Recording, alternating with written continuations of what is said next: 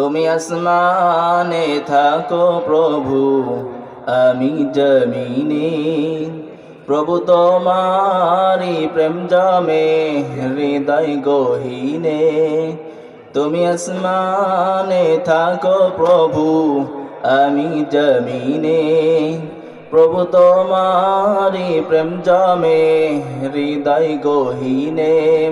আমি তোমারি গোলাম গো, অন্য কারো না।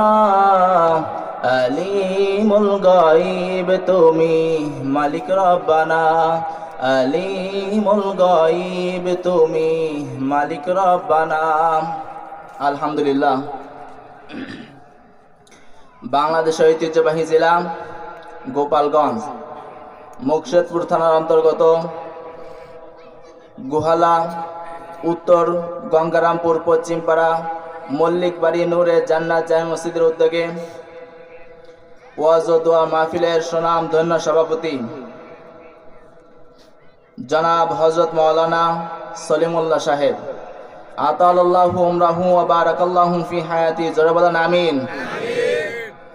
আলোচনা করে ধন্য করেছেন বিশিষ্ট আলেমে দ্বীন জনাব হযরত মাওলানা মুফতি হাফিজুর রহমান সাহেব। আরো আলোচনা করেছেন জনাব হযরত মাওলানা মিজানুর রহমান জাহানাবাদী। মাহফিল পরিচালনায় আছেন জনাব হযরত মাওলানা শহীদুল ইসলাম। এই সমস্ত আলেমদের সম্মান মর্যাদা আল্লাহ তাআলা আরো বৃদ্ধি করে দিক, যারা বলেন আমিন।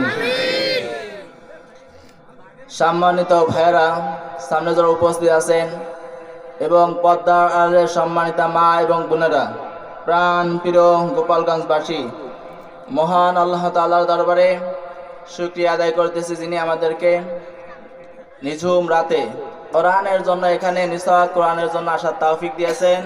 মন থেকে শুকরিয়া আদায় করি আলহামদুলিল্লাহ।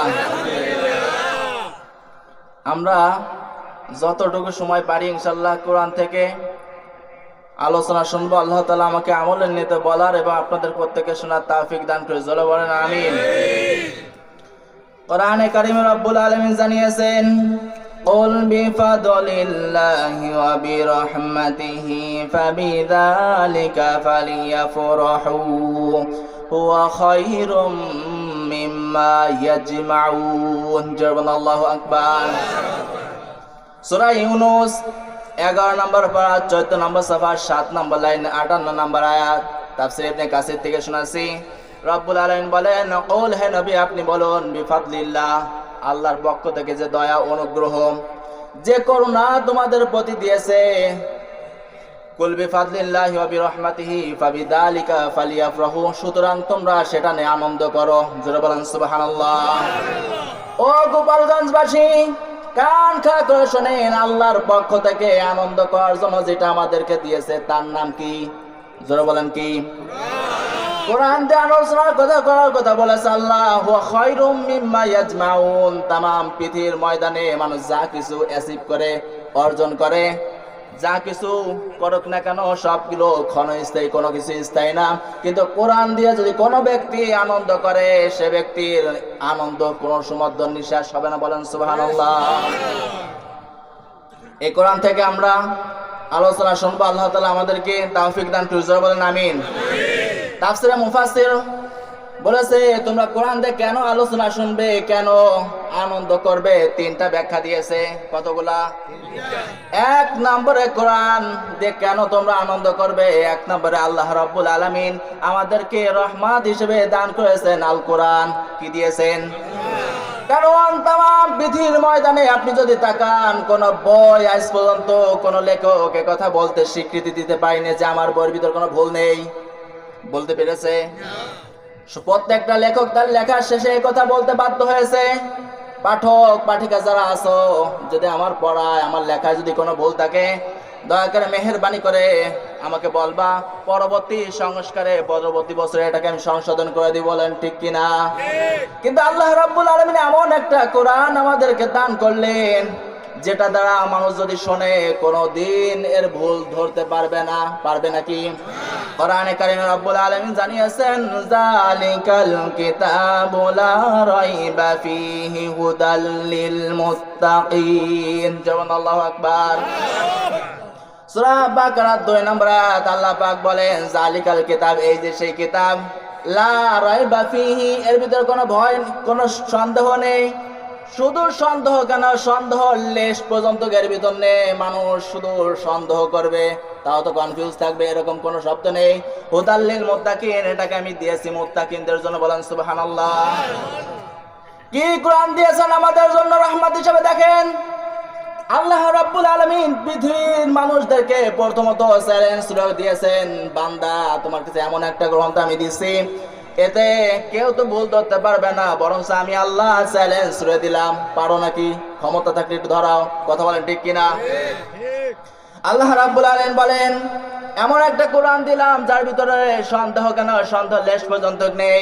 কোরআনে কারিমে রাব্বুল আলামিন জানিয়েছেন, আলহামদুলিল্লাহিল্লাযী আনজালা আলা আবদিহিল কিতাবা ওয়া লাম ইয়াজআল লাহু ইওয়াজা। আল্লাহু আকবার। সূরা কাহাফ 15 নম্বর পার 12 নম্বর সূরার প্রথম নম্বর লাইনের প্রথম নম্বর আয়াত, তাফসীর ইবনে কাসির থেকে শোনাছি। রব্বুল আলামিন বলেন, আমি আমার বান্দা মুহাম্মাদের প্রতি এমন একটা কিতাব নাজিল করেছি, এমন একটা কিতাব দান করেছি যার ভিতরে কোনো প্রকার ভুল নেই, অস্পষ্ট কোনো কিছু নাই, যা কিছু দিয়েছি ওপেন। বলেন সুবহানাল্লাহ। যে কোরআন শোনার জন্য আমরা এখানে উপস্থিত হয়েছি, সেই কোরআনটা কি ওপেন নাকি গোপন? জোরে বলেন। স্পষ্ট না স্পষ্ট? এই কোরআন থেকে আমরা স্পষ্ট কথা শুনবো, পারবো না ইনশাআল্লাহ? তাম পৃথিবীর ময়দানে যারা বলে গোপন গোপন শব্দ আছে, এদেরকে গোপনে নিয়ে মার দেওয়ার দরকার। কথা বলেন ঠিক কিনা? কোরআনে কোনো গোপন শব্দ আছে? যা কিছু আছে কি ওপেন। কোরআনে কারিমে রব্বুল আলামিন জানিয়েছে, এই ওপেন জিনিস কিভাবে তুমি ধরবা? খালি কি তাকের উপর সাজিয়ে রাখবা, নাকি মানুষ মারা গেলে শিওরে বসে পড়বা? এই জন্য দিয়েছে নাকি? বলেন মানুষ পড়ে গেলে শিওরের জন্য পড়বে। কোরআনে কারিমে রব্বুল আলামিন জানিয়েছে, ইত্তাবিউ মা উনজিলা ইলাইকুম মির রাব্বিকুম ওয়া লা তাত্তাবিউ মিন দুনিহি আউলিয়া কালিলাম মা তাযাক্কারুন। আল্লাহু আকবার। সূরা আরাফ 8 নম্বর পারা 10 নম্বর সূরা 12 নম্বর লাইনের 2 নম্বর আয়াত, তাফসীর ইবনে কাসির থেকে শুনছি। রব্বুল আলামিন বলেন, ইত্তাবিউ, এ ধরো।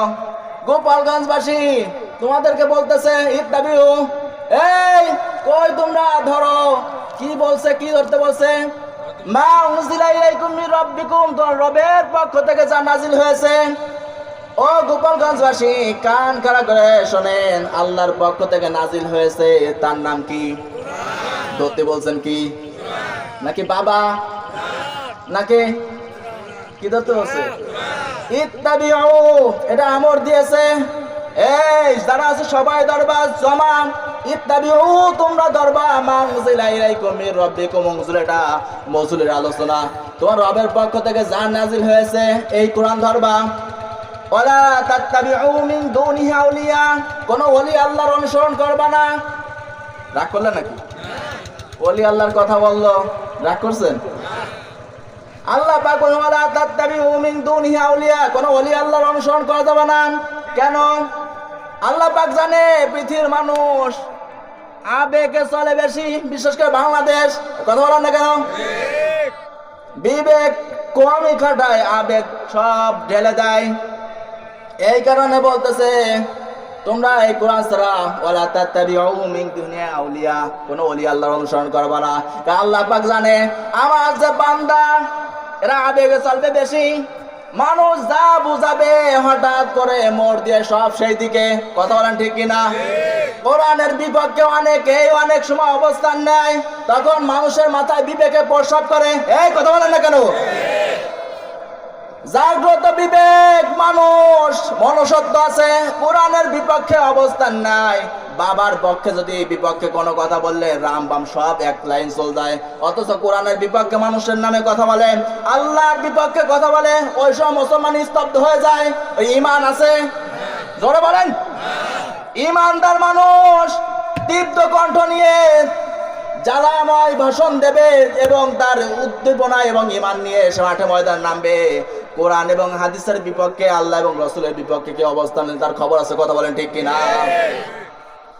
আল্লাহ পাক বলেন আলা তাত্তাবিউ মিন দুনি আউলিয়া, কোন ওলি আল্লাহর অনুসরণ করা যাবে না। কেন নিষেধ করেছেন? জানে যে পৃথিবীর মানুষ আবেগের বশবর্তী হয়ে বাবা যেটা বলবে সেটাকে অনুসরণ করা শুরু করবে। কলিলাম মা তাযাক্কারুন, আফসোস আমার ওয়াজ শোনার পরে অনেক মানুষ আছে যারা পিছনে ব্যাক করে চলে যাবে। অনেক মানুষ বসবে যে আমি খুলনা থেকে আসছে, কোরআন দিয়ে কথাগুলো বলছে, কিন্তু আমাদের মন মতন হচ্ছে না, পিছনে অ্যাবাউট করে চলে যাবে। এরকম শ্রেণীর লোক নেই? জোরে বলেন আছে না নেই? আল্লাহ রাব্বুল আলামিন আমাদেরকে এমন একটা কিতাব দিলেন যেটাকে অনুসরণ করতে বলেছেন কে? জোরে বলেন কে? রব্বুল আলামিন এমন একটা কিতাব দিয়েছেন যার সংরক্ষণ করার দায়িত্ব সরাসরি নিয়েছেন তিনি, অন্য কেউ না। বলেন সুবহানাল্লাহ। আল্লাহ রাব্বুল আলামিন বলেন ইন্না নাহনু নাযালনা যিকরা ওয়া ইন্না লাহু লাহাফিজুন, সূরা হিজরের 9 নম্বর আয়াত। রব্বুল আলামিন বলেন এই যে কোরআন আমি নাযিল করেছি, সুতরাং এটাকে রক্ষা এবং হেফাজত করার দায়িত্ব পৃথিবীর কারো না, সরাসরি আমার দায়িত্ব। মানুষ এটা যদি অ্যাকসেপ্ট না করে, হেফাজত করব আমি। বলেন সুবহানাল্লাহ। আজ পর্যন্ত কোন কিতাব নেই যেটা অ্যাকসেপ্ট করার মতন, মানুষ হেফাজত করতে পারবে। কোরআন যদি পুরো যায় তারপরও হাজার হাজার হাফেজ আছে না নেই? এটা সংরক্ষণ করার দায়িত্ব নিয়েছেন কে? এই জন্য রব্বুল আলামিন বলেন 1 নম্বরে তোমরা আনন্দ করবে, উৎসব করবে, তার নাম কি? জোরে বলেন কি? 2 নম্বরে মানুষ আনন্দ করবে কি নিয়ে? তাফসীরি ভাষায় 2 নম্বর বলেছে পিতা মাতাকে নিয়ে আনন্দ করবে। কাকে নিয়ে? কারণ দুনিয়াতে আসার যে মাধ্যমগুলো রয়েছে মানুষের, সেটা হচ্ছে পিতা মাতা। পিতা মাতা ছাড়া কারো দুনিয়াতে আসার সম্ভাবনা আছে? এই পৃথিবীর ময়দানে একজনের বাবাও নেই, মাও নেই, দুজনের বাবাও নেই, মাও নেই, তারা হচ্ছে আদম এবং হাওয়া, যে বাপও নেই মাও নেই। কথা বলেন ঠিক কিনা? আর একজন এসেছেন যার বাবা নেই মা আছে, তিনি হচ্ছেন ঈসা আলাইহিস সালাতু ওয়াস সালাম। এই 3 জন ব্যতীত যারাই আসুক না কেন প্রত্যেকের মা বাবা মাধ্যম। কথা বলেন ঠিক কিনা? কোরআনে কারিমে রব্বুল আলামিন জানিয়েছেন وَقَضَى رَبُّكَ أَلَّا تَعْبُدُوا إِلَّا إِيَّاهُ وَبِالْوَالِدَيْنِ إِحْسَانًا, সূরা বানী ইসরাঈল 15 নম্বর পারা 3 নম্বর সাফার 6 নম্বর লাইনের 23 নম্বর আয়াত। রব্বুল আলামিন বলেন ওয়াকাদা, আমার সিদ্ধান্ত, আমার ফয়সালা, আমার রায় হয়ে গিয়েছে। আমার ইবাদত করার পরে পৃথিবীতে কারোর ইবাদত করবা না। যদি আমার ইবাদত করার পরে তোমরা তোমার পিতা মাতার সঙ্গে সৎ আচরণ করবা। আপনার কষ্ট হচ্ছে? জায়গায় বসেন। মনে হচ্ছে তো কষ্ট হচ্ছে। আমার কথা বুঝতেছেন? কোরআনে কারিমে রব্বুল আলামিন জানিয়েছেন যে আমার সিদ্ধান্ত হয়ে গিয়েছে, আমার রায় হয়ে গেছে যে আমার ইবাদত করার পরে পৃথিবীতে তুমি তোমার পিতা মাতার সঙ্গে ভালো আচরণ করবে। বলেন সুবহানাল্লাহ। কেন বলেছেন? কেন বলেছেন পিতা মাতার সঙ্গে ভালো ব্যবহার করার কথা? জানে পৃথিবীর ময়দানে সবচাইতে বেশি কষ্ট করে তার পিতা মাতার সন্তানের জন্য। কথা বলেন ঠিক কিনা? অনেকের বয়স দেখি 40-45 হয়ে গেছে, দাড়ি পাকা। ঢাকা শহরে, শহর আঞ্চলিক দেখা যায় চলতে পারে না, নিজে চলতে পারে না, অথচ সন্তানের জন্য এখনো রিক্সা চালায়। আছে না নেই? জীবনটাই শেষ করে দেয়, কারণ একমাত্র নিঃস্বার্থ সন্তানকে ভালোবাসে তার পিতা মাতা। কথা বলেন ঠিক কিনা? ও গোপালগঞ্জবাসী, কান খাড়া করে শোনেন। আজ দুনিয়ার ময়দানে যারা বিয়ের পরে যারা শ্বশুর বাড়িকে আপন মনে করে, এটা কি বন্ড মূর্খ? বন্ড কি? নতুন নতুন বিয়ে করার পরে আল্লাহ, শাশুড়ি বাড়ি যাওয়ার পরে শাশুড়ি আপ্যায়ন দেয়, আল্লাহ জীবনও তো আমার মা এত কিছু খাওয়ায়নি, এত সুন্দর সুন্দর খাবার, আমার শাশুড়ি আমাকে বেশি ভালোবাসে। কথা বলেন না কেন? শাশুড়ি আপ্যায়ন দেখার পর মাথা ঠিক থাকে না। এরপর শাশুড়ি মায় যা কয় সব আল্লাহর নাম দিয়ে শোনে। ও দ্বারা নিজের ভাই বোন, নিজের মা বাপ সব ত্যাগ। কথা বলেন ঠিক কিনা? এটা কি ভালোবাসা না ভালো দেখানো? কি সত্যি কথা বলেন দেখি, এটা কি ভালোবাসা না ভালো দেখানো? কারণ আপনার শাশুড়ি আপনাকে যতটুকু ভালোবাসে আপনার জন্য না, মায়েরটার জন্য। কিসের জন্য? মায়ের শুধু একদিন মারেন, কোনো কিছুতে খোটা দেন, দেখবেন আপনার 40 দিন যা বন্ধ হয়ে গেছে। জামাই খেলে আসে বাড়া, দেখেন কচু ছাড়া কিছু জটবে না। কথা বলেন না কেন? এগুলো না। মায়ের সাথে যদি আপনার অবস্থা যদি একটু যারা কাটজাট হয়, তা আপনার শ্বশুর বাড়িতে আপনার নাই শলা কি থাকবে? এই শব্দ ব্যবহার করে না গোপালগঞ্জ। অনেকে তো বর্তমানে যে সিচুয়েশন চলতেছে, মার বড় বোন শিখায় যায়, মা তুই টেনশন করিস না, জামাই যদি কিছু করে নেক্সট টাইম খেলে আসুক, বড় খবর আছে। কথা বলেন এ না? এই 2 দিন আপ্যায়ন দেখে ও মনে করে যে আমার শাশুড়ি আল্লাহর রহমত সব, আমার শাশুড়ি আপ্যায়নের মতন আপ্যায়ন নয়। আমার বয়স এখন 25, এই পর্যন্ত আমার মা তো আমাকে কোনোদিন এরকম ভাবে খাওয়ায়নি। এটা কি ভালোবাসা না ভালো দেখানো? এই সন্তানটা যদি কিছুদিন যাওয়ার পরে না কেউ তাকে মায়ের আসলে তরে যাবে, যা আছে সবার আগে বের করে দিবে। কথা বলেন ঠিক কিনা? যত রাগ থাকুক না কেন, মা কিন্তু সন্তানকে কম ভালোবাসে। জোরে বলেন।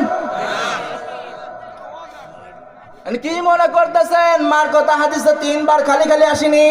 একটা মানুষ মৃত্যুবরণ করার জন্য 47 ইউনিট যন্ত্রণা যদি অনুভব করে, সে লোকটা মারা যায়। বিজ্ঞান জানিয়েছে কত ইউনিট?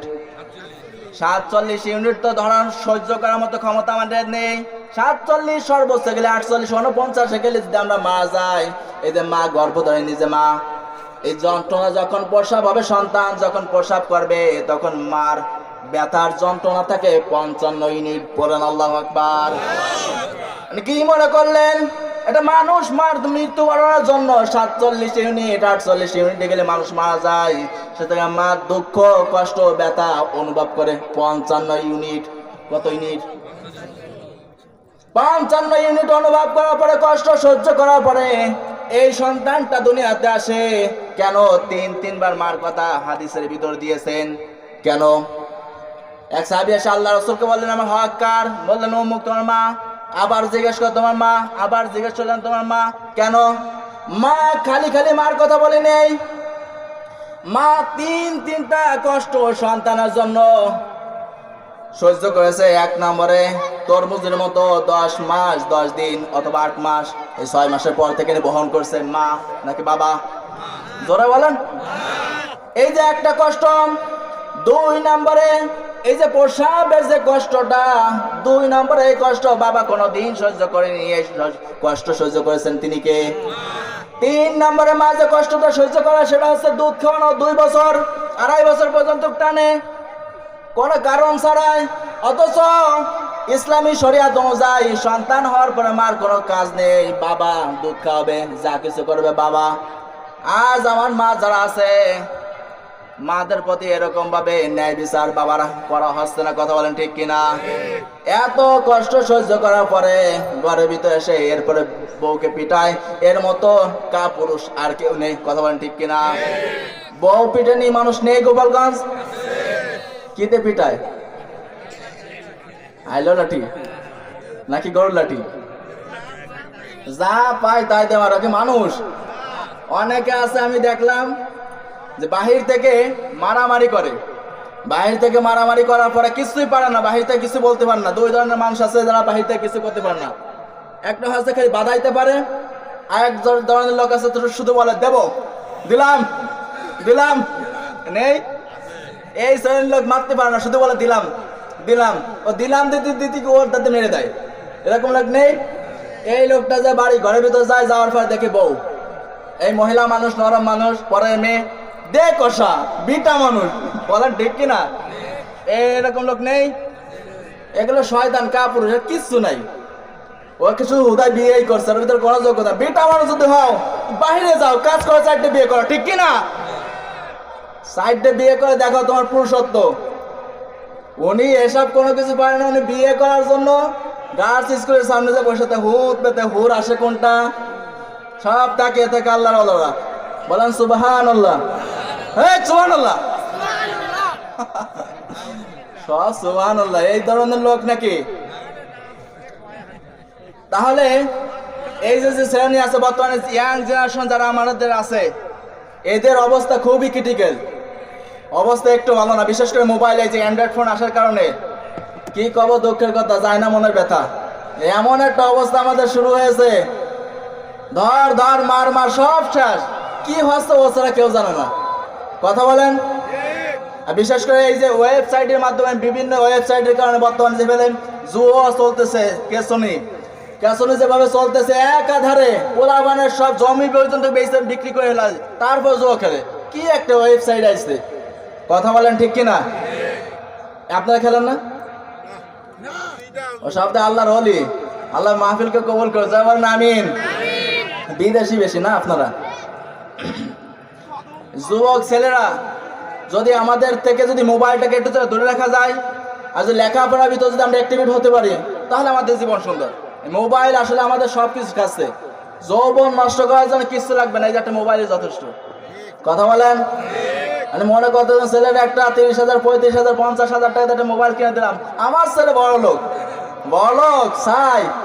জীবনটা আপনি হাতে বেড়ে দিচ্ছেন যে বাবা তোর 50,000 টাকা একটা মোবাইল দিলাম, তো জীবনটা আমি শেষ করে দিলাম। বলেন সুবহানাল্লাহ। বোঝেননি বিষয়টা? আপনি তো মনে করেন যে আমার ছেলে তাহাজ্জুদ পড়ে। আগে চুরি করতো মানুষ, চুরি করার জন্য শিং খুঁজতো না চোরে, ও 3টের পরে যা শিং খোঁজার জন্য যেত। আর এখন যদি চোর যায় 3টের সময় যায়, দেখি আল্লাহ আল্লাহর সব মোনাজাতে আছে। কিসে আছে? এসব তো আপনাকে এলাকা হয় না। মোনাজাত বোঝেন তো? ও এখন ফ্রি ফায়ারে দিয়েছে, ও যখন ঘুমাতে যাবে সে সময় হচ্ছে এই ফজর আজান দেবে, ওর ফজর আজানের সময় ঘুমা শুরু হয়। আর চোরও চিন্তা করে আল্লাহ এমন একটা জামান আসলো, চুরি করেও শান্তি নাই। ঠিক না? আল্লাহ তাআলা আমাদেরকে মোবাইল নামক ফিতনা থেকে হেফাজত করে, যা বলেন আমিন। বিশেষ করে যুব সমাজ খুব ভাবে নষ্ট হয়ে যাচ্ছে। আমাদের যুব সমাজ নষ্ট করার জন্য কিছু লাগবে না। ইহুদি খ্রিস্টানদের বড় চক্রান্ত হচ্ছে মোবাইল, ইন্টারনেট। তাখরুজুল ফিতনাতু আফিহিম তাউদ, এমন একটা সময় তোমরা দেখতে পারবা, বাইহাকী শরীফের হাদিস, তাসবির দানা উপর থেকে কেটে দিলে যেভাবে দানাগুলো আস্তে আস্তে পড়তে থাকে, উপর থেকে স্যাটেলাইটের মাধ্যমে বিভিন্ন ওয়েবসাইটের মাধ্যমে জিনা, ব্যভিচার এবং অন্যায় অশ্লীলতা যেভাবে প্রচলন শুরু হয়েছে, একমাত্র দায় হচ্ছে ইহুদি এবং খ্রিস্টানরা। কথা বলেন ঠিক কিনা? যুবক ধ্বংস করে দেওয়ার জন্য ওরাই সবচেয়ে মূল হোতা। আর এগুলোকে বাস্তবায়ন করে মুসলমানদের পোলাপানদের দিয়ে। বোঝেননি? আল্লাহ তাআলা আমাদেরকে হেফাজত করুক, জয় বলেন আমিন। যেটা বোঝাচ্ছিলাম যে শাশুড়ির আপ্যায়ন দেখে অনেকে ফিদা হয়ে যায়, যা 30টা বছর পার করলাম, আমার মা তো কোনোদিন খাওয়ায়নি। শাশুড়ি মানে খাওয়াচ্ছে, মানে সব কিছু আমার শাশুড়ি। আসলে কি শাশুড়ি খাওয়ায়? ওটা আপনাকে দেখায়, ওটা ভালোবাসা না। ওটাকে ভালোবাসা দেখানো, ওটা মূল ভালোবাসা? ওটা কিন্তু মূল ভালোবাসা না। মূল ভালোবাসা যেটা নিঃস্বার্থ ভাবে, সেটা হচ্ছে আপনার পিতা মাতা। কথা বলেন ঠিক কিনা? এই কারণে রব্বুল আলামিন জানিয়েছেন যে আমার ইবাদত করবার এটার সিদ্ধান্ত চূড়ান্ত ফয়সালা হয়ে গেছে। ও গোপালগঞ্জবাসী, আল্লাহর সিদ্ধান্ত, আল্লাহর ইবাদত করা লাগবে। আল্লাহর ইবাদত বাদে অন্য কোন ইবাদত করা যাবে? জোরে বলেন, করা যাবে? আল্লাহ ইবাদত বাদে অন্য কোন যদি কেউ ইবাদত করে, প্রভু হিসেবে মেনে যায়, যাই কিছু যদি মানে, ক্ষমতা হিসেবে যদি কেউ মানে, সে মুশরিক। জোরে বলেন সে কি? কারণ আল্লাহকে একমাত্র ওয়াহিদ খোদা হিসেবে মানা লাগবে, অন্য কাউকে না। যদি অন্য কাউকে মানেন, আপনি নব্য মুশরিক। কথা বলেন ঠিক কিনা? নামের শুরুতে আপনার মোহাম্মদ থাকতে পারে, নাম আপনার আব্দুল্লাহ হতে পারে, কিন্তু আপনার কাজ কর্ম যেগুলো আছে সবগুলো ইহুদি খ্রিস্টান এবং মুশরিকদের মতো। কথা বলেন ঠিক কিনা? এই যে ভোটের সময় চলতেছে, বিশেষ করে এখন তো ভোটের সময় চলতেছে, আমি রাজনীতি করতেছি না, বাস্তব থিওরির কথা বলতেছি। আমার ভাইয়েরা, একজন আলেম, একজন মুসলমান হিন্দুদের শুভেচ্ছা জানাচ্ছে, কালী পূজার শুভেচ্ছা, দুর্গা পূজার শুভেচ্ছা জানাচ্ছে কি জানাচ্ছে না? মুসলমান হিসেবে কালী পূজা, দুর্গা পূজা, সরস্বতী পূজা যদি কেউ শুভেচ্ছা জানায়, বুঝতে হবে ও ওই ধর্মের অনুসারী। কথা বলেন ঠিক কিনা? আল্লাহ রাসূল জানিয়েছেন, আল মাররু মা মান হাব্বা মান তাশাব্বাহা বিকওমিন ফাহুয়া মিনহুম, যে যে জাতির অদৃশ্য সাদৃশ্য অবলম্বন করবে, যে যার মতন অবলম্বন করবে, কিয়ামতের দিন আল্লাহ রাব্বুল আলামিন তাকে ওই ধর্মের অনুসারী হিসেবে উঠাবে। বলেন নাউজুবিল্লাহ। আপনি মুসলমান, আপনি রাজনীতি করেন না, যাই করেন না কেন, আপনার ওই জায়গায় যাওয়া লাগবে কেন? আপনার চরিত্র ঠিক করেন, এমনিতেই তারা ভোট দিবে। তাকান সাইদির দিকে। আল্লামা সাইদি রহমাতুল্লাহ আলাইহি নাওয়ারাল্লাহু মাওকাদাহু ওয়া দাআলাল জান্নাতা মাসওয়াহু, পিরোজপুরে যান, যত কয় বছর সংসদের নেতা হয়েছেন, একবারও তিনি কিন্তু দুর্গা পূজা কালী পূজার কাছে যে বলে নাই যে ভোট দাও ভোট দাও, এরকম বলেছে? জোরে বলেন না কেন? এই যে 2 বছর চললো কোনো অভ্যুত্থানের পর থেকে হুজুররা পাইকারি হারে নিয়ে সব হিন্দুদের গোডাউনে। কারা? সাধারণ মানুষ যদি যেত, বুঝ দেওয়া যেত যে সাধারণ মানুষ গেছে, এতে কোরআন নেই হাদিসের জ্ঞান নেই, বুঝলাম জায়গা সব আল্লাহ ওলিরা, মাথায় টুপি মুখে দাড়ি বড় বড় জুব্বা, দেখলি মনে হয় সব জান্নাত থেকে পালিয়ে এসেছে। এই কথা বলেন না কেন? এইগুলো যখনই দেখেন তখনই প্রশ্ন জাগে, হুজুররা যদি মন্দিরের সামনে যায় প্রোটোকল দেয়, তাহলে আমরা কি করব? কথা বলেন না কেন? ওরা তো এমনিতেই যাবে, হুজুররা যেতে যাচ্ছে, তাহলে এই কাজ করে যায় কি ঠিক না? ইসলামের আমি যেটা মনে করি, ধর্ম কোন যা মানুষ আর না মানুষ, বাংলাদেশের মানুষ 2 জায়গা ঠিকই ভালো করে মানে। কোন কোন জায়গা জানেন? এক, মানুষ মরে যাওয়ার সময় কিভাবে কবর দিতে হবে, কতটুকু দাইন আছে ঋণ আছে, এটা ভালো করে তারা দেখে। 2 নম্বর হচ্ছে বিয়ের সময় দেখে না, বিয়ে যখন কাটছাট হবে ওই সময় মোহর যদি 5-7 লাখ লেখা থাকে, লাগা ইসলাম, এই ইসলামে মোহর দে ফরজ, লাগা, ঠিক না? আমি বিষয়টা বোঝার নেই। ও বিয়ের আগে হিন্দু আনি স্টাইলে বিয়ে দেয়, ড্যাক্স বাজি এলাকার যা আছে সব ঘুম নষ্ট করে। এরপর যদি 2-1 মুরব্বী এসে যদি করে, বাবা হার্টের রোগে আমি একটু বাজায়ও না, শিশু বাচ্চা ঘুমাইতে পারে না, একদিনই তো বিয়ে কি তুমি 5টা-6টা করবা, প্রত্যেক দিন বাজাবা? একদিনই তো করবা। কথা বলেন না কেন? একদিন বাজায় পুরো এলাকা ধরে সব নষ্ট করে দেয়, ঘুম হারাম করে দেয়। এই সময় তোমার সুন্নাত নেই, ইসলাম নেই। কাটছাট যার সময় হয় বিয়ে বাড়ি, বিয়ে তখনই বলে যে ইসলাম আনো, ইসলাম করো। ইসলামী কোনটা বলেছে? কথা বলেন ঠিক কিনা? রব্বুল আলামিন এই জন্য জানিয়েছেন, শোনো বান্দা, আমার পরে যদি তোমাদেরকে কেউ ভালোবেসে থাকে, নিঃস্বার্থে ভালোবাসে, তোমার পিতামাতা ছাড়া অন্য কেউ ভালোবাসে না। কথা বলেন ঠিক কিনা? আল্লাহ রাসূল জানিয়েছেন, হুমা জান্নাতুকা হুমা নারুকা, এই যে তোমার জান্নাত, এই যে তোমার জাহান্নাম। ও জান্নাত খোঁজার জন্য অন্য কোনো দরবারে যাওয়া লাগবে না। জান্নাত যদি কেউ পেতে চাও, সেজন্য পিতামাতার খেদমত করে। বলেন সুবহানাল্লাহ। 100% দোয়া কবুল হবেই হবে যদি পিতামাতা দোয়া করে।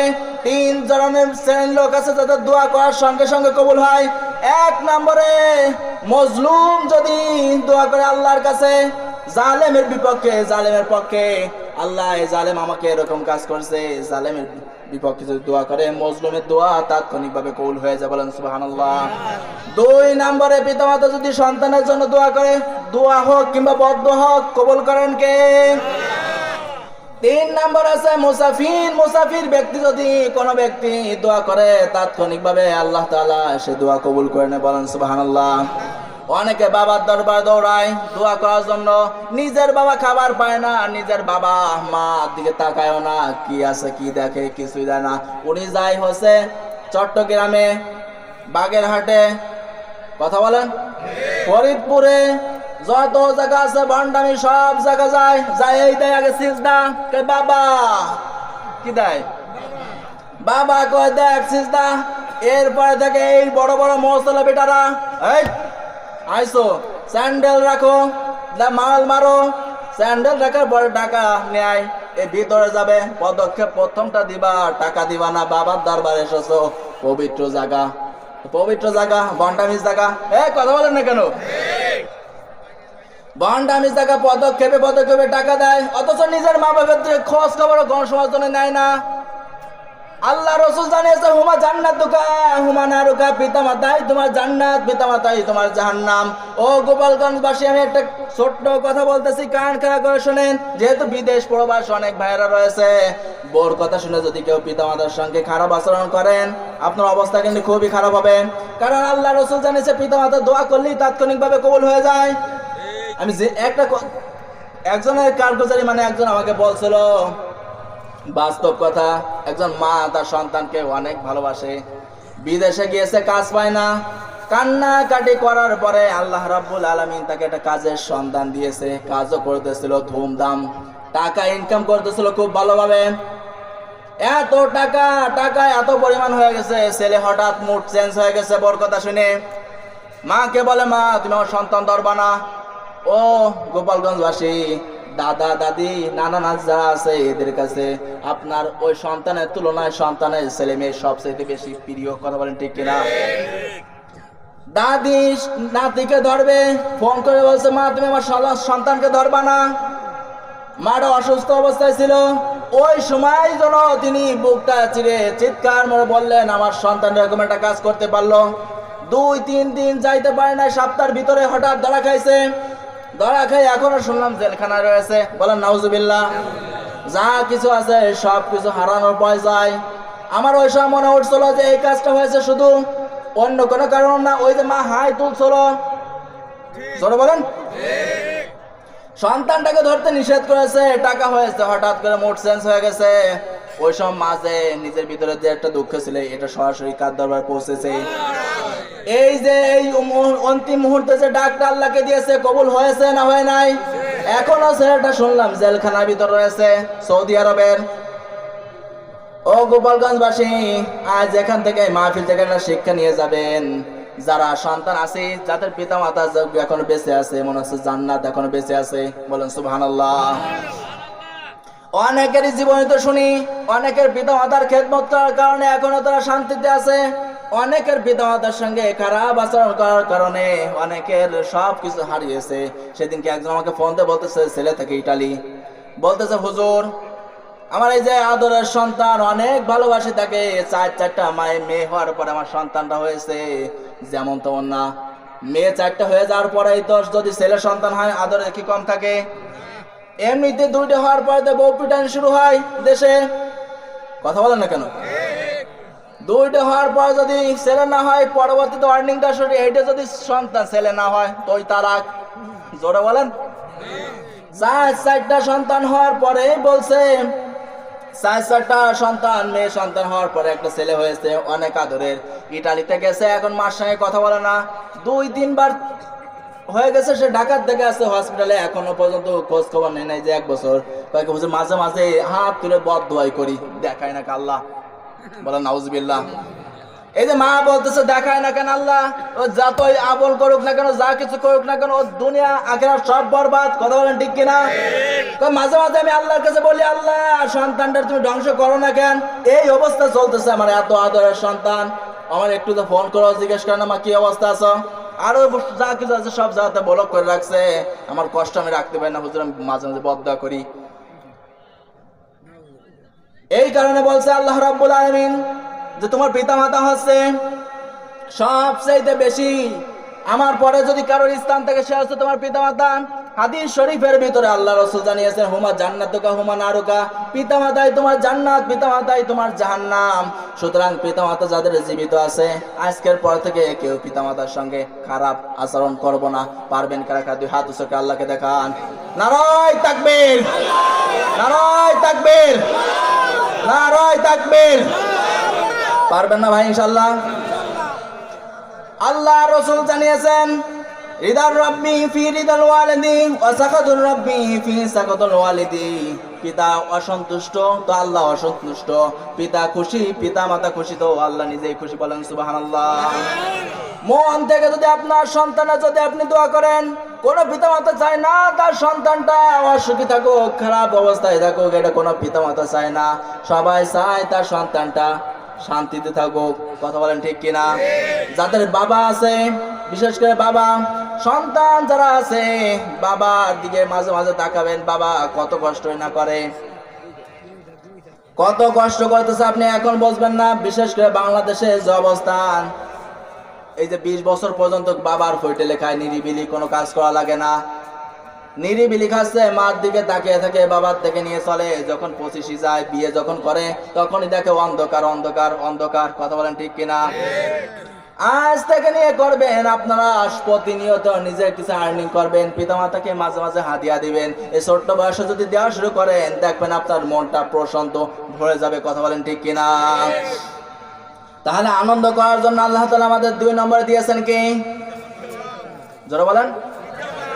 আল্লাহ রাব্বুল আলামিন যাদের পিতামাতাকে জীবিত রাখছেন, আমি সহকারে আমাদের পিতামাতাদেরকে হায়াতে তৈয়বা সিহাতে কল্যাণ দান করুন, বলেন আমিন। যাদের পিতামাতা দুনিয়া থেকে চলে গিয়েছে, রব্বুল আলামিন তাদের কবরটাকে জান্নাতের উচ্চ মাকাম দান করুন, বলেন আমিন। তিন নম্বরে রব্বুল আলামিন আমাদেরকে আনন্দ করার জন্য দিয়েছেন আল্লাহ রাসূল মুহাম্মদ সাল্লাল্লাহু আলাইহি ওয়াসাল্লামকে। বলেন সুবহানাল্লাহ। কোরআনে কারীমে রব্বুল আলামিন জানিয়েছেন ওয়ামা আরসালনাকা ইল্লা রাহমাতাল লিল আলামিন। জবান আল্লাহু আকবার। সূরা আম্বিয়া 17 নম্বর পারা 10 নম্বর সূরা 6 নম্বর লাইনের 107 নম্বর আয়াত। তাফসীর ইবনে কাসির থেকে বলতেছি আল্লাহ রাব্বুল আলামিন বলেন ওয়ামা আরসালনাকা ইল্লা রাহমাতাল লিল আলামিন। যত জগৎ আছে, যা কিছু আমার আছে, সমস্ত জগতের জন্য মুহাম্মদ সাল্লাল্লাহু আলাইহি ওয়াসাল্লাম রহমত স্বরূপ। বলেন সুবহানাল্লাহ। আমরা এমন নবীর উম্মত হয়েছি, অন্য এমন নবী আছে যারা আল্লাহ রসুলের উম্মত হওয়ার জন্য আল্লাহর কাছে আবেদন করেছে, যেমন ঈসা আলাইহিস সালাতু ওয়াস সালাম। আপনি আমি তো আবেদন ছাড়া আল্লাহ রসুলের উম্মত হয়েছি। আমাদের শান্তি কি কম? জোরে বলেন, জোরে বলেন। আল্লাহ রসুল সাল্লাল্লাহু আলাইহি ওয়াসাল্লাম দুনিয়ায় আসবেন, আসার থেকে নিয়ে দুনিয়াটা সুসজ্জিত করা হয়েছে যে আল্লাহ রসুল দুনিয়া আসতেছে। আল্লাহ রাসূল সাল্লাল্লাহু আলাইহি ওয়াসাল্লাম দুনিয়ায় এসেছেন। মা আমেনার দুধ 2 থেকে 3 দিন, কোন কোন বর্ণনা এসেছে 5 দিন পর্যন্ত দুধ খেয়েছেন। এরপরে দুধ খেয়েছেন আবু লাহাবের দাসী সোবিয়া। এই যে আবু লাহাবের দাসী দুধ খেয়েছে, 3 নম্বরে দুধ খেয়েছে। 3 নম্বরে দুধ খেয়েছে হালিমাতুস সাদিয়া রাদিয়াল্লাহু তাআলা আনহার। কার? 3 জনা দুধ খেয়েছে। 1 নম্বরে খেয়েছে তার মা, 2 নম্বরে দাসী, 3 নম্বরে হালিমাতুস সাদিয়া রাদিয়াল্লাহু তাআলা আনহার। সিরাতে মুস্তাফা থেকে শোনাছি হালিমাতুস সাদিয়া রাদিয়াল্লাহু তাআলা আনহা বনু সাদ গোত্রের মহিলা ছিলেন। ওই সময় দুর্ভিক্ষের সময়, খাবার নেই। আমরা সবাই জানি দুর্ভিক্ষের সময় কিন্তু সবচেয়ে বেশি মানুষের যেটা অভাব থাকে সেটা হচ্ছে খাবারের। কিসের? খাবারের, বস্ত্রের সবচেয়ে বেশি অভাব থাকে। হযরত হালিমাতুস সাদিয়া রাদিয়াল্লাহু তাআলা আনহা গোত্রের ভিতরে সবাই যাচ্ছে সন্তান আনার জন্য শহরাঞ্চলে, মক্কায় যাচ্ছে, নগরীতে। তিনিও মনে মনে ভাবলেন আমিও যাই দুধের শিশু আব্দুল্লাহকে নিয়ে। বের হলেন। দুর্বল জীর্ণ শীর্ণ একটা গাধা নিয়ে, চলতে পারে না। বনু সাদ গোত্রে যারা রয়েছে সবাই চলা শুরু করেছে। মাঝে মাঝে কাফেলার লোক বলে হালিমা কি এমন একটা বস্তু এনেছো যার মাধ্যমে তুমি চলতেই পারো না? কি এনেছো যাতে তুমি সামনের দিকে অগ্রসর হতে পারো না? তারপর তিনি কোনো কিছু বলেন না। আস্তে আস্তে আস্তে আস্তে করতে করতে তিনি মক্কায় পৌঁছে গেলেন। যেহেতু আগে যারা গিয়েছে সবাই সবাল জন্তুর পিঠে গিয়েছে, যার কারণে সবাই সন্তানগুলো নিয়ে নিয়েছে। মুহাম্মদ সাল্লাল্লাহু আলাইহি ওয়াসাল্লামকে কেউ নেয়নি, এতিম হওয়ার কারণে। বলেন, এই অবস্থা তিনি আস্তে আস্তে করে গেলেন। যাওয়ার পরে দেখলেন আব্দুল মুত্তালিব তিনি বলতেছে ঘরের ভিতরে একটা ইতিম শিশু আছে, যদি তোমাদের মন চায় নিয়ে যেতে পারো, অর্থ করি বেশি দিতে পারবো না। কারণ প্রত্যেকটা মহিলার সন্তানগুলো নিচ্ছে 2 বছর পরে, বড় একটা অ্যামাউন্টের জন্য নিচ্ছে, কিন্তু এতিম হওয়ার কারণে কেউ নেই নাই। হযরত হালিমাতুস সাদিয়া রাদিয়াল্লাহু তাআলা আনহা বলেন আমরা অন্তিম মুহূর্তে চলে আসব, সেই সময় থেকে একটা সন্তান রয়েছে। চিন্তা করতেছি আল্লাহ ফিরে যাব, খালি হাতে এত দূর থেকে এসেছি, দুর্ভিক্ষের সময় কিছুতে নেই, দেখি নিয়ে আসি, যাই হোক না কেন কিছু পাওয়া যায় কিনা। তিনি ঘরের ভিতরে গেলেন, তার স্বামী অনুমতি দিল। তিনি বললেন আল্লাহি লা আযহাবান্না ইলা যালিকাল ইয়াতীমি ফালা আখুদান্নাহু ক্বালা লা আলাইকা আসাল্লাহু আইয়াজআলা লানা ফীহি বারাকাতান। আল্লাহর কসম, আমার মনের ভিতরে আশঙ্কা হচ্ছিল, ধারণা হচ্ছিল, ইলহাম করে দিয়েছে আল্লাহ যে এই ঘরের ভিতরে যাও, একটা এতিম বাচ্চা আছে, নিয়ে আসো, বরকত হবে। বলেন সুবহানাল্লাহ। ওই সময় তার অন্তরের ভিতরে আল্লাহ ইলহাম করে দিলেন হালিমা এত দূর থেকে এসেছো, টেনশন নাই, যেহেতু বিশ্বাসটা আমার উপর রেখেছো কিছু না কিছু হবে। বরকত শব্দটা এমন একটা বিষয়, এটা দুনিয়ার কোনো কিছুতে দিতে পারবে না, সরাসরি বরকত আসে আল্লাহর পক্ষ থেকে, আসমান থেকে। বলেন সুবহানাল্লাহ। তিনি আত্মবিশ্বাস নিয়ে তিনি গেলেন। হযরত হালিমাতুস সাদিয়া রাদিয়াল্লাহু তাআলা আনহা বলেন আমি শুধু মুহাম্মদকে ধরলাম, কোলে নিলাম, নেওয়ার পরে মনে হচ্ছে আকাশের চাঁদ আমার হাতের ভিতর। বলেন সুবহানাল্লাহ। এরপরে তাঁবুর ভিতরে গেলাম, ডান স্তনটা আমি তাকে দিলাম, দেখি আমার স্তনগুলো দুধে পরিপূর্ণ। সুবহানাল্লাহ বলতে পারলেন না? এই যে দুর্ভিক্ষের সময় আমার সন্তান আব্দুল্লাহ একদিনও রাতটাকে অতিবাহিত করে নেই কান্নাকাটি ছাড়া, ক্ষুধার যন্ত্রণা ছাড়া। কিন্তু আজকে মোহাম্মদকে আনার পরে, মোহাম্মদ ডান স্থান পান করার পরে দ্বিতীয় স্থান বাম স্থানটা আব্দুল্লাহকে দিলাম। এই যে সর্বপ্রথম দুর্ভিক্ষের সময় আমার সন্তানটা নিরিবিলি ঘুমিয়েছে, বলেন সুবহানাল্লাহ। আমি লক্ষ্য করলাম আমার স্বামী বকরি এবং উট থেকে দুধ দহন করে নিয়ে আসছে এক বালতি। ওই রাতে আমরা খাবার খেয়ে প্রথমত ওই রাতটাই আমরা সর্বপ্রথম আনন্দ সহকারে ঘুমিয়েছি, বলেন সুবহানাল্লাহ। স্বামী ওই সময় বলতেছেন, দালামি ওয়াল্লাহি ইয়া হালিমাতা লাকাদ আখাযতা নাসামাতান মুবারাকাতান। হালিমা, তুমি কি লক্ষ্য করেছো, তুমি কি দেখেছো, এমন একটা সন্তান তুমি নিয়ে এসেছো, এটা বরকতময়, বলেন সুবহানাল্লাহ। হালিমা বলেন, ওয়াল্লাহি ইন্নী লাআরজুকা, আমার তো ধারণা তাই এটাই সেই সন্তান যার মাধ্যমে আল্লাহ তাআলা আমাকে বরকত দিয়েছেন, কারণ আল্লাহর প্রতি আমার বিশ্বাস এরকমই ছিল। হাদিসে কুদসির ভিতরে আল্লাহ রাব্বুল আলামিন জানিয়েছেন, আনা ইনদা জান্নি আবদি বি, আমার বান্দা আমার প্রতি যেরকমই ধারণা করবে আমি ঠিক আমার বান্দার প্রতি সেরকম, বলেন সুবহানাল্লাহ। ও গোপালগঞ্জবাসী, আপনি আল্লাহর প্রতি বিশ্বাসটা নিয়ে দুনিয়ায় বিচরণ করেন, দেখবেন কোনো কিছু লাগবে না, নেতা খেতার কাছে যাওয়া লাগবে না, বাবার দরবারে যাওয়া লাগবে না, কারো কাছে যাওয়া লাগবে না। আল্লাহর প্রতি অগাধ বিশ্বাস নিয়ে আপনি থাকেন, সব কিছুর ফয়সালা তিনি করে দিবেন, বলেন সুবহানাল্লাহ। হালিমাতুস সাদিয়া রাদিয়াল্লাহু তাআলা আনহা সন্তানকে নিয়ে কাফেলা এবার চলা শুরু করলো বনু সাদ গোত্রের দিকে। চলতে চলতে দেখে যখনই জীর্ণ শীর্ণ সে গাধার উপরে উঠছে, দেখে গাধা নেই, গাধা সবাল হয়ে গেছে, বলেন সুবহানাল্লাহ। আগেই দৌড়ান শুরু করছে। কাফেলা যারা ছিল শিবিরের সবাই বলছে, হালিমা এ কি সেই গাধা যেটাই ছিল তুমি মক্কায় এসেছিলে? বলছে, হ্যাঁ সেই গাধা। কি মনে হয় না কেন? ওই সময় তুমি চলতে পারছিল না, সবাই পিছনে ছিল, এখন তো তুমি ফার্স্ট স্পিডে চলো কেমনে? মনে মনে হালিমাতুস সাদিয়া বলে, এটা তো সাধারণ কোনো গুণ না, এটা তো অন্য কোনো গুণ না, এই গুণ এই বরকত শুধু এই সন্তান, বলেন সুবহানাল্লাহ। তিনি বাসায় গেলেন, তাকে বরকত আর বরকত। তাছাড়া বকরিগুলো ছিল যেখানে বিচরণ করতো সেখানে খাবার খেয়ে আসতো বিকেলবেলা, দেখে দুধে পরিপূর্ণ, কিন্তু দুর্ভিক্ষের সময় এলাকায় যতগুলো বকরির পাল আছে প্রত্যেকটা দুধ শূন্য, খাবার নেই। এলাকার মালিক যারা ছিল বনু সাদ গোত্রের মালিকরা বলে, রাখাল হালিমাতুস সাদিয়া রাদিয়াল্লাহু তাআলা আনহার বকরিগুলো যেখানে চালায় তোমরা আমাদের বকরিগুলো এখানে চালাবা, দুধে পরিপূর্ণ হবে, খাবার পাবে। কয়েকদিন চলানোর পর দেখে ঠিক কোনো কিছু হয় না, যেরকম তা যায় সেরকম তাই ফিরে আসে। কিন্তু হালিমাতুস সাদিয়া রাদিয়াল্লাহু তাআলা আনহার বকরিগুলো পরিপূর্ণ হয়ে ফিরে আসে, বলেন সুবহানাল্লাহ। এরকম ভাবে আল্লাহ রাসূল সাল্লাল্লাহু আলাইহি ওয়াসাল্লাম হালিমাতুস সাদিয়া রাদিয়াল্লাহু তাআলা আনহার কাছে 6 বছরের মতন ছিলেন। বর্ণনা অনুযায়ী হালিমাতুস সাদিয়া রাদিয়াল্লাহু তাআলা আনহা বলেন, আমি শুধু বরকত আর বরকত দেখতে পাচ্ছিলাম যে মুহাম্মদ আমার ঘরে রয়েছে, শুধু আমি বরকত দেখি, বরকত ছাড়া কোনো কিছুই নেই। কি নবী ছিলেন বলেন দেখি? আজও দুনিয়ার ময়দানে এই রহমত আল্লাহ নবীকে নিয়ে অনেকেই অনেক কথা বলে, কটূক্তি করে, এমন এমন খারাপ শব্দ আল্লাহ রসুল সম্পর্কে শব্দ চয়ন করে যেটা ইমানদার কখনো বসে থাকতে পারে না, কথা বলেন ঠিক কিনা? আমরা হাদিসের ভিতর পড়েছি,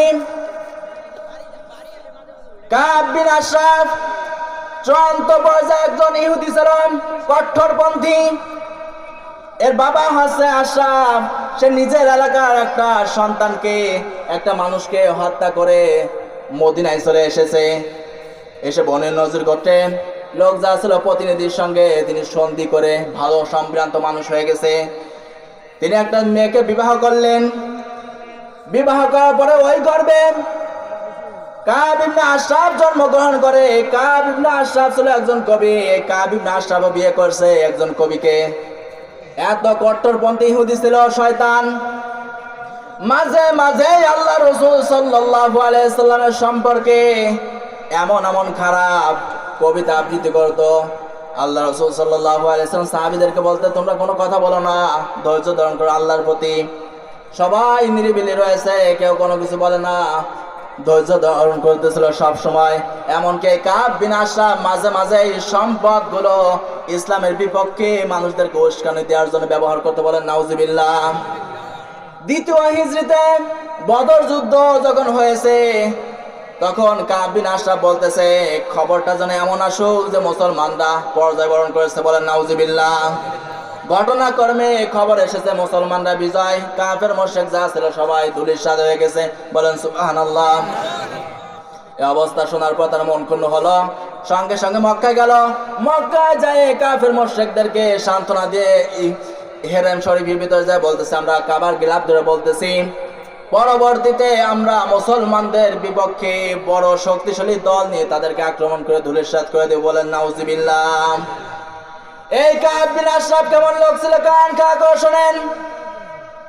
কাব বিন আশরাফ এই শয়তানটা আল্লাহ রাসূলকে দাওয়াত করেছেন, দাওয়াত করে কিছু লোক আগে থেকে ফিট করে রেখেছে যে মুহাম্মদ এখানে আসবে, আসলে তোমরা চূড়ান্ত ভাবে ষড়যন্ত্রমূলক ভাবে তাকে মেরে ফেলবে। আল্লাহ রাসূল দাওয়াত অনুযায়ী গিয়েছেন, যাওয়ার পরে দাওয়াত দিয়েছেন। আল্লাহ রাসূল সাল্লাল্লাহু আলাইহি ওয়াসাল্লাম ওইখানে যাওয়ার পরে জিবরাইলের মাধ্যমে জানিয়ে দিয়েছে যে কাব বিন আশরাফ ষড়যন্ত্রমূলক আপনাকে হত্যা করবে।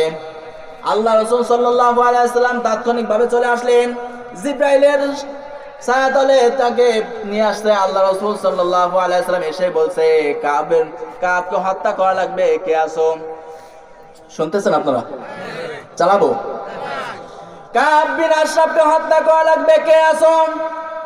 সবার সাহাবীদের ভিতর থেকে একজন দাঁড়িয়েছেন, তার নাম হচ্ছে মুহাম্মদ ইবনে মাসলামা রাদিয়াল্লাহু তাআলা আনহু। তিনি দাঁড়িয়ে বললেন লাব্বাইক ইয়া রাসূলুল্লাহ, হে আল্লাহর রাসূল আমি দাঁড়িয়ে গেছি, আমি উপস্থিত, আমি করব, কিন্তু শর্ত হচ্ছে আমি আপনার কাছে অনুমতি চাই। কাব বিন আশরাফ সম্পর্কে আমাকে অনুমতি দেওয়া লাগবে, আমি যেটা মনে করি সেটা করব। ঠিক আছে, তোমার অনুমতি আছে।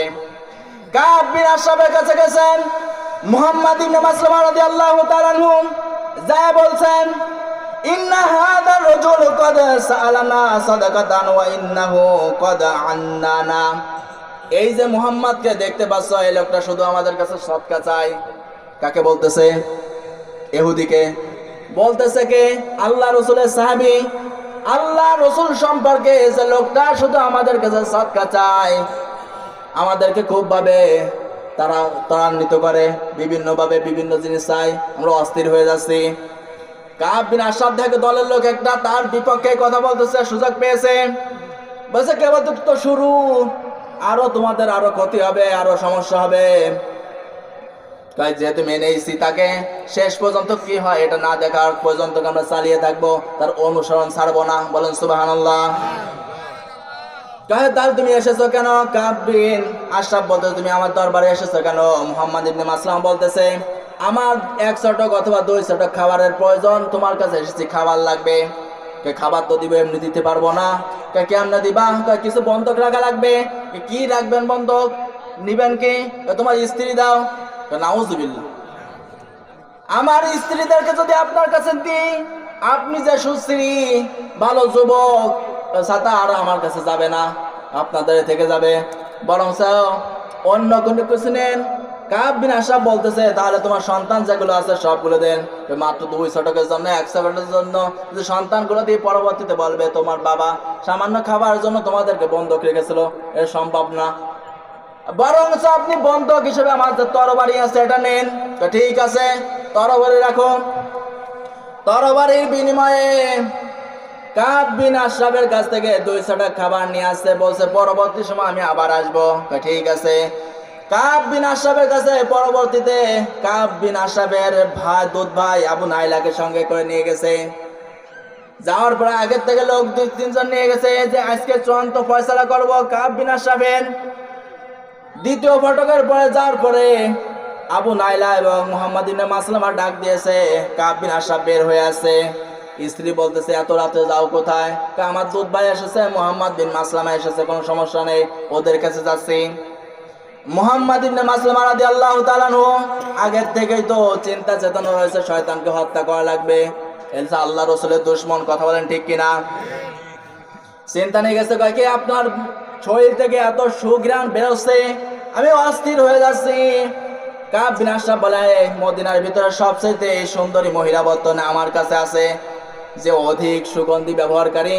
কয়েকে আমি কি আপনার মাথাটা একটু ঘ্রাণ নিতে পারি, চুলের এই সুগন্ধি? অবশ্যই নিতে পারো। সে গেছে, প্রথমবার নেছে, দ্বিতীয়বারে যা ওই যে কয়েকজন লোক নিয়ে গেছে তাদেরকে বলছে তোমরাও নাও।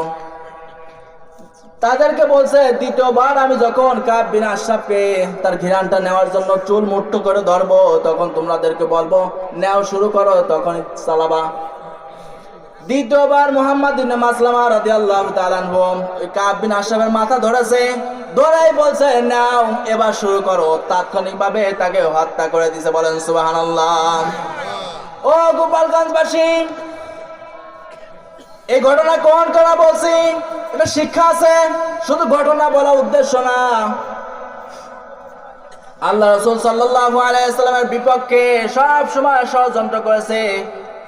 এই যে ইহুদির চূড়ান্ত পর্যায়ে সব সমাধানে আল্লাহ রাসূলের বিপক্ষে অবস্থান নিত। আল্লাহ রাসূলের অপমানের কারণে আল্লাহ রাসূলের কাছ থেকে অনুমতি নিয়ে কাব বিন আশরাফকে হত্যা করেছে। আজ তাম পৃথিবীর ময়দানে আল্লাহ এবং আল্লাহ রসুলকে নিয়ে যারা বিসৎকার করবে, আল্লাহ রসুলকে নিয়ে খারাপ মন্তব্য করবে, বাজে আলোচনা করবে, মুসলমান হিসেবে আমরা এরকম ভূমিকা পালন করব। কথা বলেন ঠিক কিনা? সেটা আম হোক বাম হোক, যাই হোক না কেন, যে দলের লোক হোক না কেন, যত বড়দার থাকুক না কেন, আল্লাহ রসুলকে নিয়ে যদি কেউ কটূক্ত করে, মুসলমান হিসেবে আমরা ওরকম শয়তানদেরকে হত্যা করে ফেলবো। কথা বলেন ঠিক কিনা? এ মাতার পক্ষে রাজ্য আছেন কারা? দুহাত উঁচু করে মানুষ লেগে দেখান। নারায় তাকবীর, নারায় তাকবীর। আল কোরআনের আলো, আল হাদিসের আলো, নারায় তাকবীর। আল্লাহ তাআলা আমাদেরকে কবুল করুক, বলেন আমিন। তাহলে যেটা বোঝাচ্ছিলাম যে আল্লাহ রাসূল সাল্লাল্লাহু আলাইহি ওয়াসাল্লাম আমাদের জন্য 3 নম্বর রহমত। কয় নম্বর? যারা বলেন কয় নম্বর রহমত? 3 নম্বর রহমত আমাদের জন্য। তিনি কে? 1 নম্বর রহমত হিসেবে আল্লাহ তাআলা আমাদেরকে দিয়েছেন আল কোরআন, 2 নম্বরে দিয়েছেন পিতামাতা, 3 নম্বরে আমাদের রহমত হিসেবে দিয়েছেন কি? মুহাম্মদ সাল্লাল্লাহু আলাইহি ওয়াসাল্লামকে। বিশেষ করে আমি একটা আয়াতে কারিমা তেলাওয়াত করেছি, সূরা তওবা 118 নম্বর আয়াত। যেহেতু সময় স্বল্পতায় সময় দিয়ে দিয়েছে, কতটুকু আমি আলোচনা করব, যতটুকু পারি ইনশাআল্লাহ আল্লাহ তাআলা আমাকে আমল নিতে বলা এবং আপনাদের প্রত্যেককে শোনার তৌফিক দান করুন। জোরে বলেন আমিন। আল্লাহ পাক বলেন ইয়া আইয়ুহাল্লাযীনা আমানু, ইয়া আইয়ুহাল্লাযীনা আমানু তাকুল্লাহা ওয়া কুনু মা'আস সাদিকিন। ওহে ঈমানদার যারা আছো, তোমরা আল্লাহকে ভয় করো এবং যারা সদা সর্বদা সত্য কথা বলে তাদের সঙ্গে চলো। বলেন সুবহানাল্লাহ। বলেছেন কাদেরকে? যারা বলেন কাদেরকে বলছে? কি করতে বলছে? যারা বলেন কি করতে বলছে? আমাদের ভিতর কি আল্লাহর ভয় আছে না সব গেছে? নেই, নেই। আল্লাহর ভয় আমাদের ভিতরে মুখেই আছে, বাস্তবে নেই। বাস্তবে কি ভয় আছে জানেন? যে সমস্ত নেতা আছে এই শয়তান মার্কাদেরকে সামনে সামনে প্রশংসা করে এবং ভালোবাসে, পিছন দিয়ে শয়তানদেরকে গালাগালি ছাড়া কিছুই করে না। কথা বলেন ঠিক কিনা? এই ভয় ছাড়া বর্তমানে কোনো ভয় নাই। আল্লাহর প্রতি যদি ভয় থাকতো তাহলে কেউ অন্যায় করতো, দুর্নীতি করতো, অন্য জমি মেরে দিত, অন্যর বউর সাথে পরকীয়া করতো। যারা বলেন করতো এগুলা? এই বর্তমানে তো বিশেষ করে কয়েকটা জেলার নাম আসছে, বলবো আমি? না না থাক, পার্শ্ববর্তী তো সমস্যা।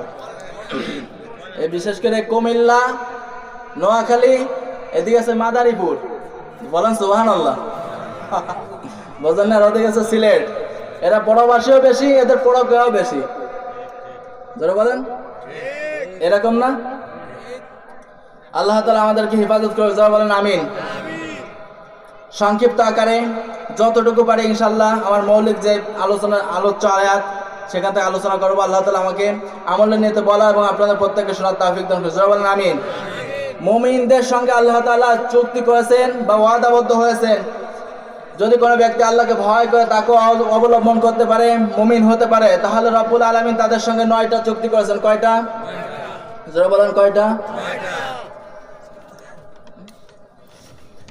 রব্বুল আলামিন জানিয়েছেন মুমিন বান্দা যদি আমাকে ভয় করে দুনিয়াতে বিচরণ করতে পারে, ভয় করে যদি চলতে পারে, তার সঙ্গে একটা না দুইটা না 9টা চুক্তি রয়েছে আমার। কয়তগুলা? ও বাংলার মুসলমান, বাবা যদি সন্তানের সঙ্গে কোনো চুক্তি করে, ওয়াদা করে, এটা ভঙ্গ করার সম্ভাবনা আছে না নেই? প্রেমিক যদি প্রেমিকার সাথে কোনো চুক্তি করে ভঙ্গ করার সম্ভাবনা আছে না নেই? সরকার যদি জনগণের সঙ্গে কোনো চুক্তি করে ভঙ্গ করার সম্ভাবনা আছে না নেই? কিন্তু আমার আল্লাহ পাক যদি বান্দার সঙ্গে কোনো ওয়াদা করে কোনো চুক্তি করে এটাকে ভঙ্গ করার সম্ভাবনা আছে? জোরে বলেন আছে?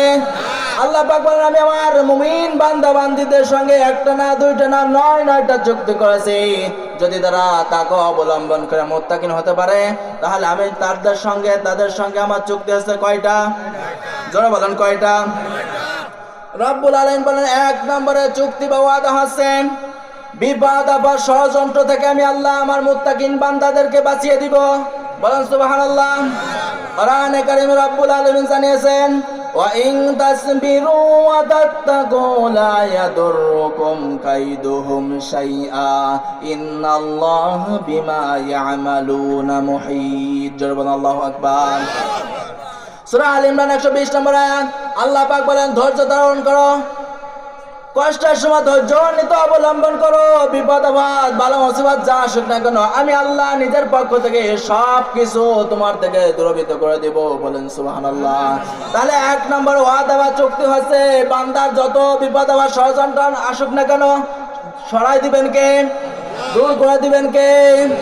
দুই নম্বরে মুমিন বান্দা বান্দীদের সঙ্গে আমার আল্লাহর দুই নম্বর ওয়াদা বা চুক্তি হচ্ছে জান্নাতে যাওয়ার জন্য যতগুলো মাধ্যম লাগবে আমার আল্লাহ নিজের থেকে সবগুলো বন্দোবস্ত করে দিবেন। বলেন সুবহানাল্লাহ।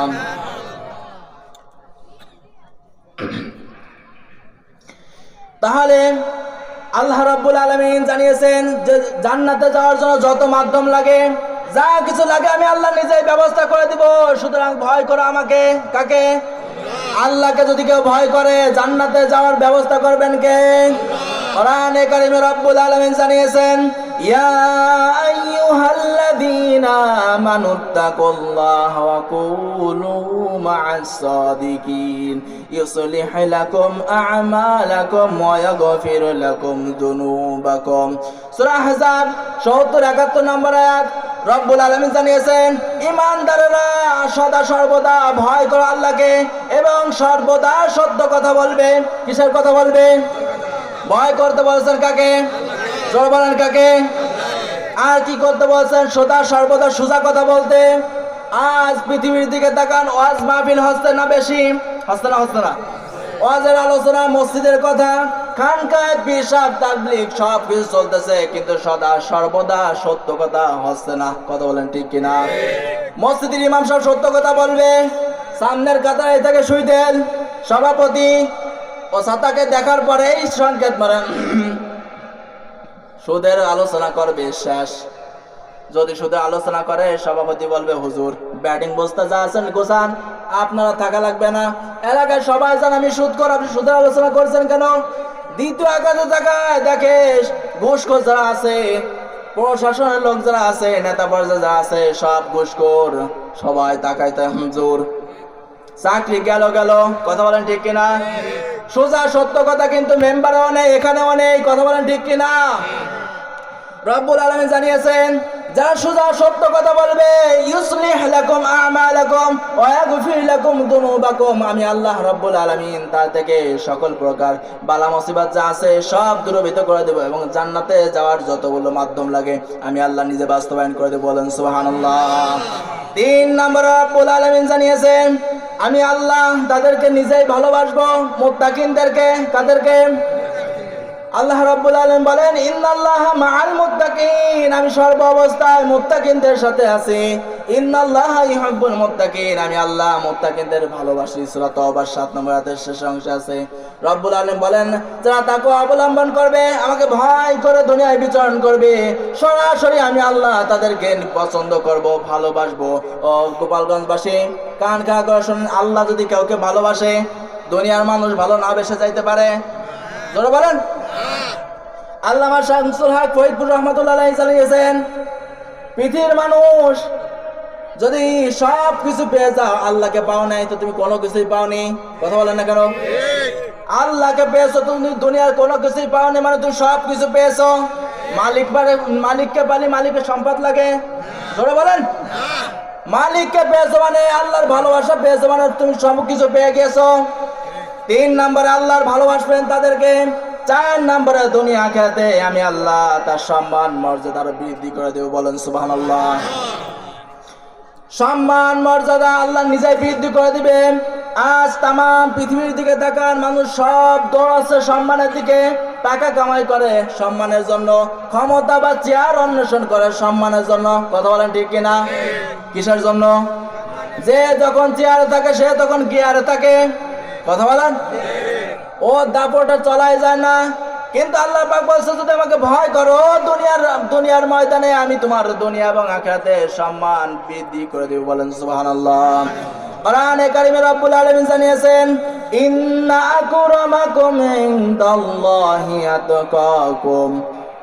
আল্লাহ রাব্বুল আলামিন জানিয়েছেন সূরা হুজরাতের শেষের দিকে 13 নম্বর আয়াতের মাঝের অংশ আছে, শেষের দিকে আছে, রব্বুল আলামিন বলেন আমি আল্লাহ নিজেই তাদেরকে ভালোবাসবো এবং তাদের সম্মান মর্যাদা বৃদ্ধি করে দেব, বলেন সুবহানাল্লাহ।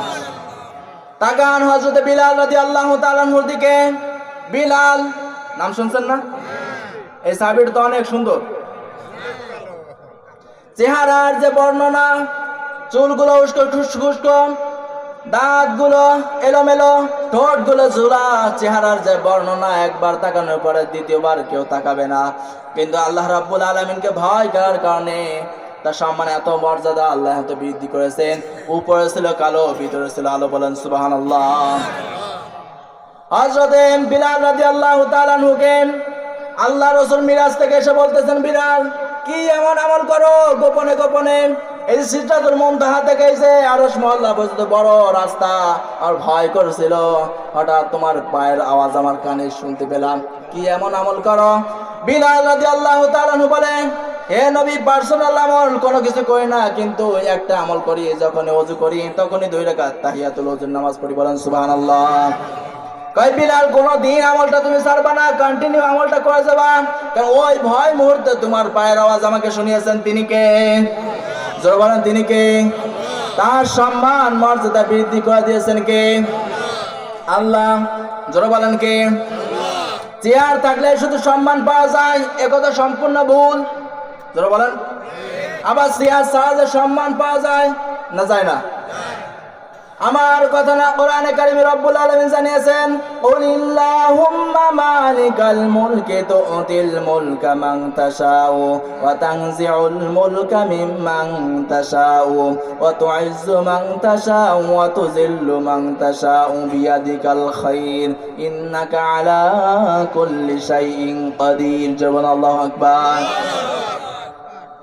আল্লাহ পাক বলেন আমি যাকে ইচ্ছা তাকে ক্ষমতা দান করি এবং যাকে ইচ্ছা তাকে ক্ষমতা থেকে পদচ্যুত করি এবং যাকে ইচ্ছা তাকে সম্মান দান করি, যাকে ইচ্ছা তাকে বেইজ্জতি করি, অপদস্থ করি, লাঞ্ছিত করি, মাঝে মাঝে ডিম ছড়াই। কথা বলেন ঠিক কিনা? এগুলো দেখেননি কি? দেখছেন আপনারা নাকি সব আমরা দেখি? আল্লাহ রাব্বুল আলামিন জানিয়েছেন যদি সম্মান যদি চেয়ারের মাধ্যমে থাকতো, অনেক মানুষ আছে চেয়ারে বসেই বেইজ্জতি হয় না, হয় না? অনেকে আছে চেয়ার নেই কিন্তু সম্মান দেয় না, দেয় না? তাকান বাংলাদেশে বিশেষ করে আলেমদের দিকে, এদের কি চেয়ার আছে? জোরে বলেন। এদেরকে সবচেয়ে সম্মান কম করে না বেশি করে? জোরে বলেন। এদের শুধু মাহফিলের প্যান্ডেলে এরকম নাকি? এদের সম্মান মর্যাদা জমিনের উপরে আসমানের নিচে সবচেয়ে বেশি। কথা বলেন ঠিক কিনা? কিন্তু একজনের কিন্তু চেয়ার নেই, আছে। এই জন্য রব্বুল আলামিন বলেছেন যে আমি চেয়ার ছাড়াও সম্মান দিতে পারি, আবার অনেকে চেয়ারে বসে মার খাওয়াইতে পারি, নাকি? সম্মান মর্যাদা দিতে পারেন আল্লাহ, একমাত্র আল্লাহ। বিয়াদিকাল খায়র, সব কিছুর ক্ষমতা কার হাতে? জোরে বলেন কার হাতে? সে আল্লাহ চাইলে আপনাকে সম্মান মর্যাদা বৃদ্ধি করে দিতে পারেন, শুধু ভয়টা রাখা লাগবে আল্লাহর প্রতি। গোপালগঞ্জবাসী বেশি বেশি করে আল্লাহকে ভয় করা লাগবে। যদি আল্লাহকে ভয় করতে পারেন, জমিনের উপরে আসমানের নিচে সবচেয়ে সম্মানিত মানুষ আপনি হয়ে যাবেন, বলেন সুবহানাল্লাহ। 5 নম্বরে রব্বুল আলামিনকে যদি কেউ ভয় করে, তার সঙ্গে 5 নম্বরে চুক্তি বা ওয়াদা আছে, রিজিকের যে ব্যবস্থা এটা আমি আল্লাহ রব্বুল আলামিন নিজের থেকে বন্দোবস্ত করে দেব, বলেন সুবহানাল্লাহ। আজ মানুষ সাকসেস মনে করতে পারে যে ইতালি যেতে পারলেই মনে হয় আমার জীবনটা সফল। কথা বলেন না কেন? ইউরোপে যাইতে পারলেই মনে হয় জীবনটা সফল, ইউনিভার্সিটিতে যাইতে পারলে মনে হয় জীবনটা সফল, আসলে তা না। সফল হচ্ছে তারা যারা রব্বুল আলামিনের কথা মতো, যারা আল্লাহকে ভয় করে দুনিয়ায় বিচরণ করেছে, তারাই হচ্ছে সফল। বলেন সুবহানাল্লাহ। রব্বুল আলামিন জানিয়েছেন যে রিজিকের জন্য মানুষ দৌড়ায়। তাম পৃথিবীতে যত মাখলুক আছে আল্লাহর, কেউ কিন্তু খাবারের জন্য দৌড়ায় না। দৌড়ায় পাখি সকালবেলা তার বাসা থেকে বের হয়, বিকেলবেলা ঢোকে, একই খাবার সঞ্চয় করে। একমাত্র মানুষ যারা খাবার সঞ্চয় করে, মানুষ ছাড়া কোনো জাতি নেই। কথা বলেন ঠিক কিনা? মানুষ দৌড়ায় শুধু খাবারের জন্য, রিজিকের অন্বেষণে। রিজিক রিজিক রিজিক করতে করতে জীবনটাই অতিবাহিত করে দেয়। শেষ পর্যন্ত নিজে যা অর্জন করছে কিছুই ভোগ করতে পারে না। কথা বলেন ঠিক কিনা? কোরআনে কারিমে রব্বুল আলামিন জানিয়েছেন, ومن يتق الله يجعل له مخرجا ويرزقه من حيث لا يحتسب ومن يتق الله على الله فهو حسبه جل الله আকবার। রব্বুল আলামিন জানিয়েছেন, ভয় করো শুধু আমাকে, যে অবস্থায় যদি ভয় করতে পারো এমন এমন জায়গা থেকে আমি তোমার খাবারের বন্দোবস্ত করব, তোমার মাথায় আসবে না কোন জায়গাতে খাবার আসে। যদি আল্লাহকে আপনি ভয় করে চলতে পারেন, এমন জায়গা থেকে আপনার খাবার আসবে, রিজিকের ব্যবস্থা হবে। আপনি চিন্তাই করতে পারবেন না যে এমন জায়গাতে আসে কেমনে। বা আপনার কষ্ট হচ্ছে, ছেড়ে দিব, চালাবো আর কটা, হ্যাঁ নাকি কষ্ট হচ্ছে?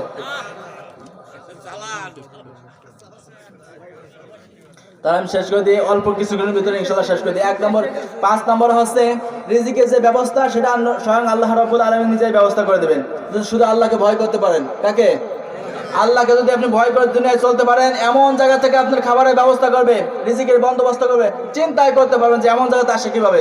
6 নম্বরে মরণের আগে আল্লাহ রাব্বুল আলামিন আপনাকে জান্নাতের সুসংবাদ দিবে। বলেন সুবহানাল্লাহ। আর 7 নম্বরে হচ্ছে জাহান্নামের আগুন থেকে আল্লাহ তাআলা আপনাকে বাঁচাই দিবেন। বলেন সুবহানাল্লাহ। জাহান্নামের আগুন থেকে বাঁচতে চাই না? চাই না? চাই না আমরা সবাই। 8 নম্বর হচ্ছে মুত্তাকিন বান্দাবান্দিদের জন্য আল্লাহ তাআলা নিজে জান্নাত প্রস্তুত করে রেখেছেন। বলেন সুবহানাল্লাহ। আর 9 নম্বরে যদি কোনো ব্যক্তি তাকওয়া অর্জন করে, খোদাভীতি অবলম্বন করতে পারে, তাহলে আল্লাহ রাব্বুল আলামিন তাকে সত্য এবং মিথ্যার ভিতর পার্থক্য করার জ্ঞান দান করবেন। বলেন সুবহানাল্লাহ।